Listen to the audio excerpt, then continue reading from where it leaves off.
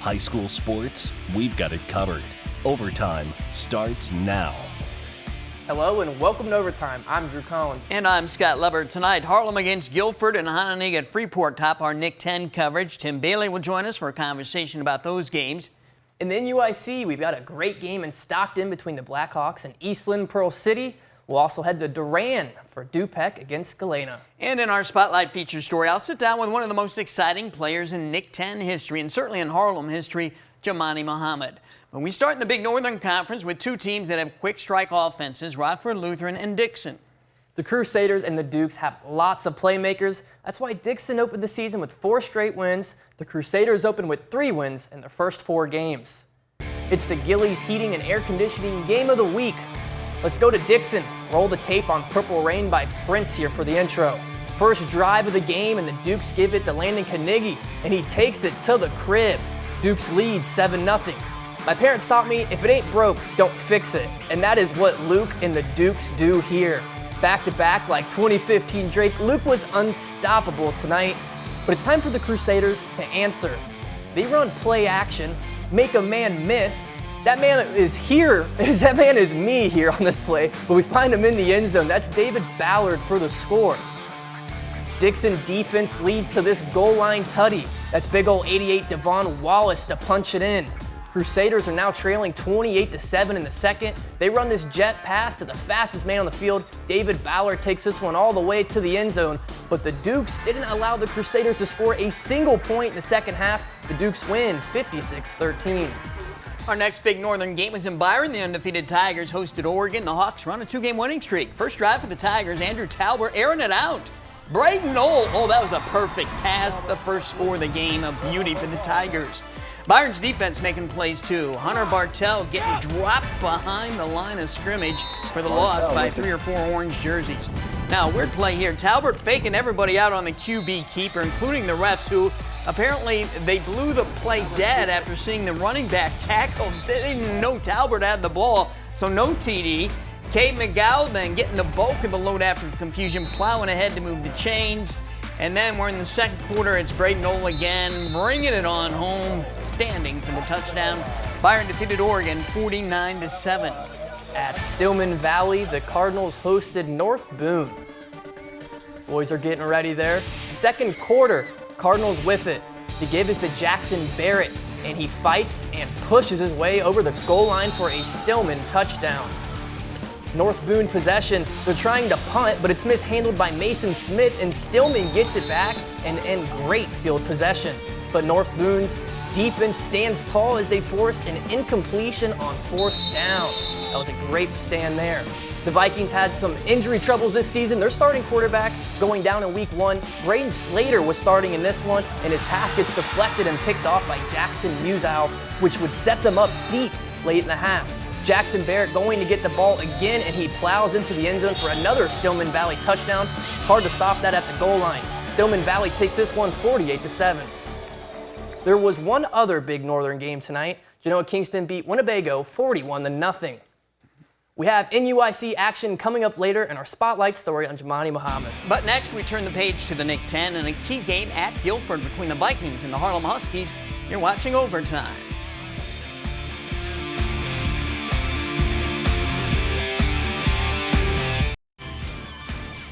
Hononegah fumbled when it came to filing the proper paperwork for a transfer player.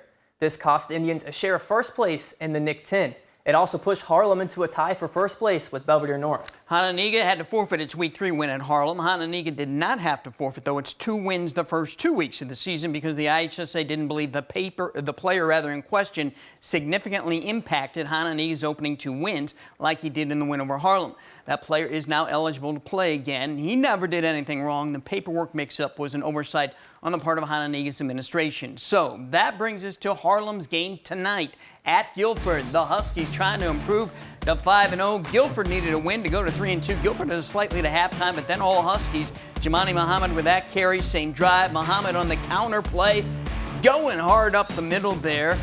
Now down near the goal line. Why not give it to Muhammad again? He fights for the TD. He's strong for a small guy. He's in there. Antonio Paul, where are you? Time for a little end zone celebration choreographed there by the big fella. Harlem's defense turning it up now. Ahmad Hurd, number 90, gets in there to sack Grayson Weber. That's in the third quarter. Back to the Huskies offense and back to Muhammad. He will get the edge here, and when he does, he's gone. That TD made it 23-13 Huskies. Weber now rolling out, but Isaiah Dosey Coleman, number 70, runs him down from behind for the sack. Weber gonna get sacked again. Again, it's Ahmad Hurd who gets to him. Defense looking good for Harlem as the Huskies roll in the second half and win it 30-13. Our Nick 10 analyst Tim Bailey joins us now with some thoughts on this game once again. Tim, I've seen Harlem 3 times now. Tonight was by far the best that I've seen them look. Where have they improved now here in week 5? I think they've improved in really all facets. You know, the passing game, the run game, and also too in special teams. You know, what they did tonight on offense is nothing short of phenomenal. They had great blocking up front. You know, a few times, particularly in the third quarter, they had really good blocking in the fourth quarter as well. But you know what they were able to establish was they were able to establish to run early. They actually threw some passing plays in there. They were really sound on actually in the passing game and in the run game. So that's what they did really well tonight. We don't have the final stats on Jamani Muhammad, but he had a big night, especially in that third quarter. What did they do in that second half differently? Well, they just made their adjustments at halftime. I mean, you know, Harlem's a good team. You know, good teams, this is what they do. They make their adjustments at halftime and they come out and you see things come to fruition. So, you know, basically they just came out and just really executed. You know, they out-executed Guilford on both sides of the ball tonight, and that's why they came out with the big win tonight.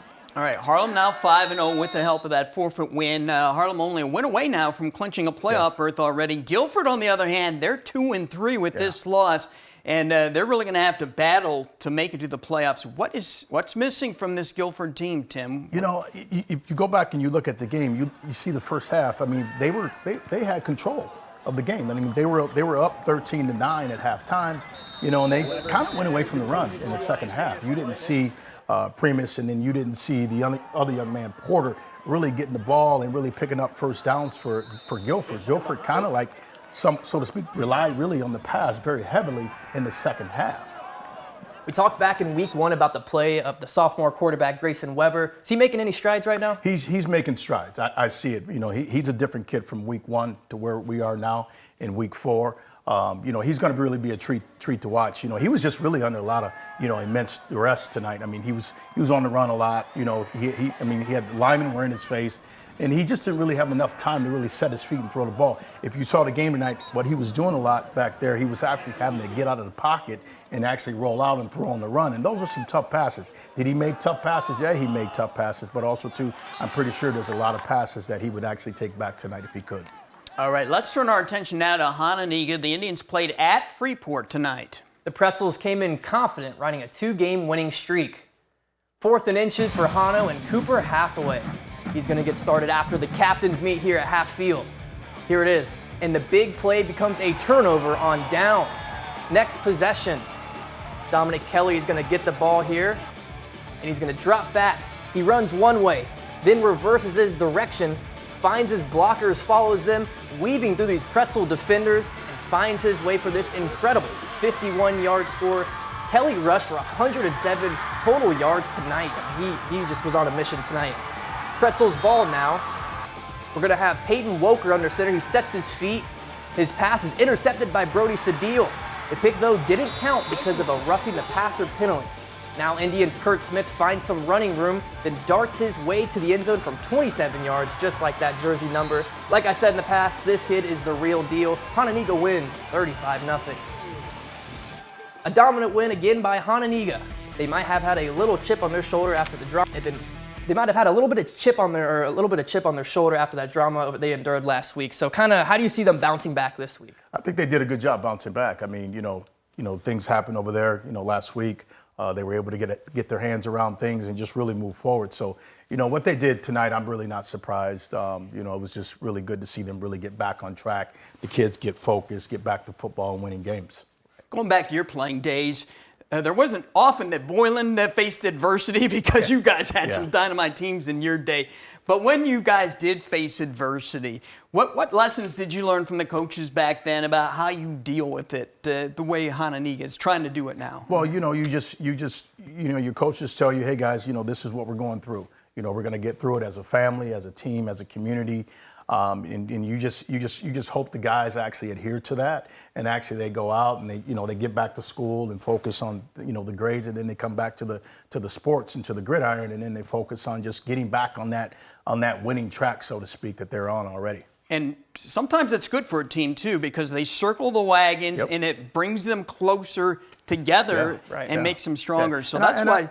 And I think Hononegah's they're a little sour, about what had happened, but I think they're going to use this as fuel going forward. I think we're going to see Hononegah. I know they have the big showdown against Belvedere North coming up, but Hononegah is going to continue to be Hononegah as they always have.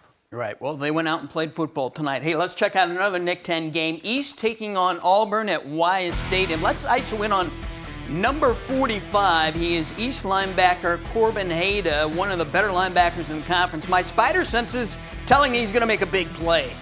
But no, it's Demarius Creighton who picks up the pass and takes it back for a pick six. East up 8-0 second quarter. My spider senses were right, though, about Hayda. They were just off by a series, because in the next series, Hayda does get the pick six. The E-Rabs have a little reunion in the end zone after that. They were having fun all night. It was 19-0. East conversion, Twain Phillips throwing the ball to Creighton. I mean, we wouldn't see that in years past from the E-Rabs. They would just pound it in. Next play now, it is Chris Tolliver on the run. Get a nice block there, and he's out of bounds after a big gain.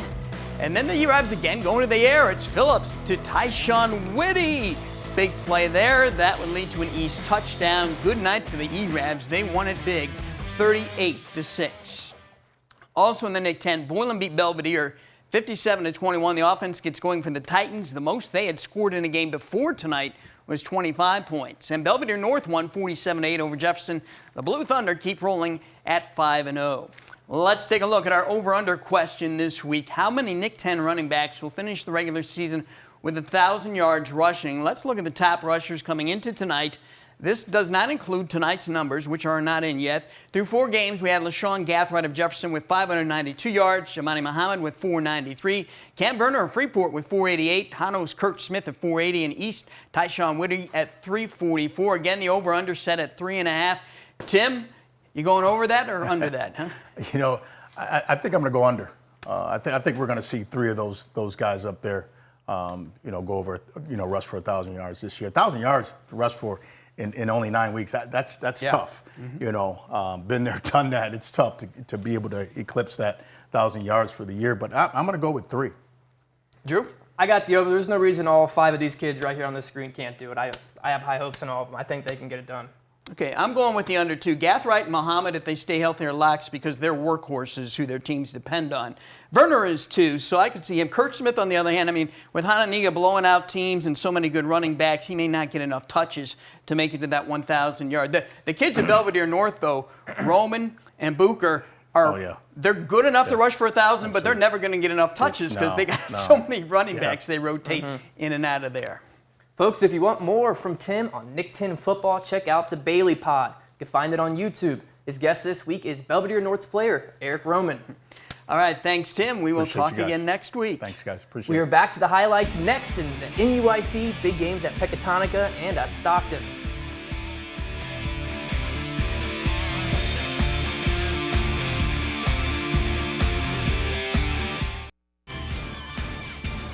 We turn our attention now to the NUIC. It's Lena Winslow and Dupec setting the pace. Their showdown in Lena is next Friday night. Lena Winslow had tonight off because Mineral Point, Wisconsin canceled their non-conference game with them, so the Panthers will go into next week undefeated. The Rivermen were trying to do the same as they took the field tonight in Durand. They hosted Galena. Pirates not bad, coming in with an overall record of 3-1, but the Rivermen, they were going to protect their home turf, especially on homecoming for Durand. Galena getting off to a great start, though. Look at this. Pirates' first play from scrimmage. Miles Schumacher bouncing outside. Riverman trying to chase him down. He cuts back. He's still going. He's got a 55-yard run to the 7. Next play, quarterback Roman Romer keeps it, and he's in there for the touchdown. 6-0 Pirates. The Rivermen, though, tighten things up after that. QB Cooper Hoffman showing off those quick feet. He's got a big run down to the Galena 35-yard line. Then Hoffman will go to the air. Jackson Diedrich, number 7, has it. That keeps the drive going. Hoffman then will hand it off to Lucas Rossau. And Lucas goes in for the touchdown. Dupac rolls to the big win, 61-13. Two of the most improved teams in the NUIC this season are Eastland Pearl City and Stockton. And I'm not surprised. EPC, they look real good when I was at the preseason practice. And Stockton's new weight program that they started a couple years ago has really paid off. These two teams play physical football, so we expected a physical battle tonight when they met in Stockton. Reanne Weil made the trip. She joins us with the story of this one. Hi, Reanne. Hey guys, Eastland Pearl City came into this game with a record of 3-1. The Wildcats' only loss was to Dupac. Stockton came in at 2-2, but the Blackhawks' two losses were to Dupac and Lena Winslow, and the Blackhawks were right in both of those games. Stockton was fired up for this home game, but the Wildcats did come ready to play in this one. On just the second play of the game, EPC quarterback Adam Alwender hands it off to Draven Zier, who takes it from nearly their own 20-yard line and flies past the defense to give the Wildcats an early lead. Now this would be a name we hear a lot throughout the game as he is one of their top performers. Zier makes it 8-0 here with 11:45 to go in the first. Stockton fighting back, but it's Zier once again who takes down Carter Blair of the Blackhawks. But a defensive play now for the Blackhawks as Bryce Group takes with the big takedown on EPC's Jackson Kemple. But Zier pushes himself through and gets another one on the board here, giving EPC a lead of 14-0 before the second quarter right in the sand. And the Wildcats aren't done yet. Kemple takes this one into the end zone to make for a 20-0 lead before the end of the second quarter. Little helmet tap here with his teammates. Stockton was held scoreless in the first half thanks to big plays like this made by Will Burton. Your final in Stockton, EPC takes it 34-8. Now after those first few touchdowns, I have to say that the duo of Alwender and Zier is pretty dangerous. I'm sure we'll be hearing more of them the rest of this season. Guys, back to you.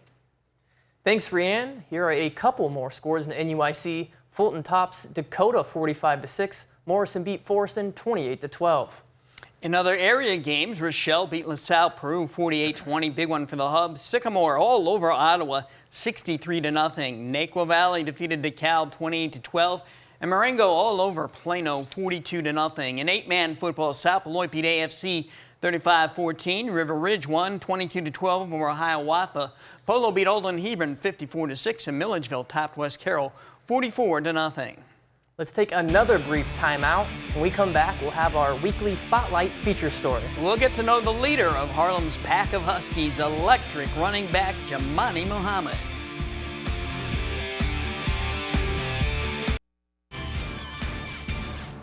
Harlem senior running back Jamani Muhammad will go down as one of the most dynamic playmakers in NUIC 10 history. He made a big splash 2 years ago as a sophomore, and he's had opposing defenses on alert ever since. Tonight we focus on Muhammad in our Spotlight story, brought to you by Benchmark Exteriors.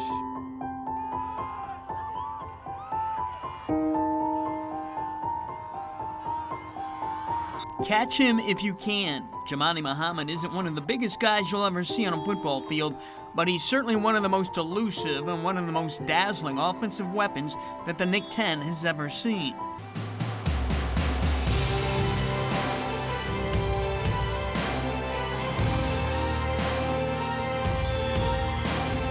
What makes you a great running back? My speed, my vision, and my explosiveness. Let's also add in his work ethic. Muhammad spends a lot of time on his own conditioning, working on his footwork, his quickness, his cutting ability. He spent several sessions over the summer working with Tim Bailey at Mercy Health's top performers, pushing himself. I gained speed, I gained strength, I gained more confidence in my game. The last few summers, Muhammad has traveled around the Midwest, attending camps at college campuses, including Ohio State and Notre Dame. It just makes you want to play up to that high level, being around all those such good coaches, players, and that makes you want to compete when you're at those camps. Muhammad also spends a lot of time watching video. I spend a lot of time studying film, studying my opponent, and even studying my game and what I could do better. With all the work Muhammad puts in, it's no surprise what he's achieved at Harlem. His sophomore year, he rushed for almost 1,600 yards. He became the first sophomore to lead the NUIC 10 in rushing. Last year, he rushed for almost 1,300 yards, and now he has a shot to become the first player in NUIC 10 history to have 3 1,000-yard seasons. Coming into this weekend, he was only 248 yards away from surpassing Javius Catlin as the conference's all-time rushing leader. Looking back, did he imagine he could accomplish so much? I didn't really think about it too much, but I knew I had the confidence in myself to come out here and be successful on the field. This year, Muhammad has packed 50 more pounds of muscle on his 5'7" frame. That's enabled him to be effective running between the tackles as well as attacking the edges. If there's one place in growth, it's his ability to run into the middle. He's become a really physical kid. Despite his small stature, he really brings it. He's probably one of our heaviest hitters. You know, obviously Muhammad is the number one guy that we have to be aware of where he's at on the field at all times. Anytime you have an athlete like that, it's pretty special. This season in Week 2 against Auburn, Muhammad rushed for 190 yards and 5 touchdowns. In Week 4 against Jefferson, he rushed for 135 yards and 3 touchdowns, including the game winner with 35 seconds to play. Muhammad's achievements have come despite defenses always keying on stopping him. It's not really frustrating. It's really respectful, because that means like they respect my game, and so it means a lot to me that they respect me as a player. For Muhammad, the only thing that tops that feeling of conference-wide respect is the feeling he gets seeing his father Stephen and mother Sonia get excited whenever he makes a big play. Brings a smile to your face. They've been so great to me, taking me places, practice, camps. I can't thank them enough for what they've done for me so far. And I enjoy watching Jamani's parents get excited too. So what's next for Jamani after he graduates from Harlem next spring? He definitely wants to play college ball. He has several D2 schools in Minnesota that are very interested, including Winona State, Minnesota State, and the University of Minnesota Duluth. We'll be back after one final timeout. Hey, join us again next Friday night for Overtime. We'll be on a little later after the Michigan State-Oregon College game on Fox. That starts at 8 o'clock, so we're looking at about an 11:30 start time for us. We'll also have Overtime on our website and YouTube channel for viewing throughout the weekend. For another look at this entire show and for scores and highlights of individual games, go to mystateline.com anytime. That does it for this episode. Thanks for joining us. Good night and enjoy your weekend.